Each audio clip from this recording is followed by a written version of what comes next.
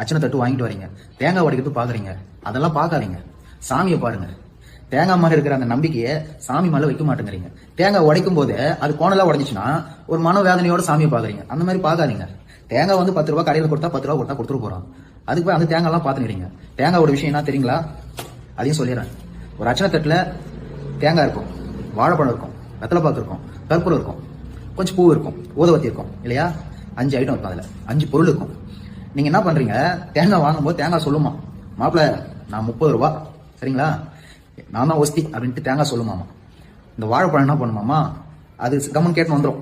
வந்த உடனே இந்த தேங்காயை இந்த இடத்துல உடச்சிடுவாங்க.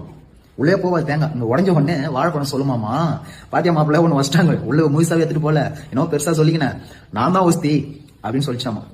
அது உள்ள எடுத்து போயிட்டு பூஜை பண்ண உடனே வெளியே வந்து கொடுத்துருவாங்க அந்த பழத்தை. யாரா ஒரு குழந்தை உச்சி சாப்பிட்டோம் ஆச்சுங்களா? அப்போ வெத்தலை பார்க்க சொல்லிச்சாமா, வாழைப்பழம் என்ன சொன்னேன் நான்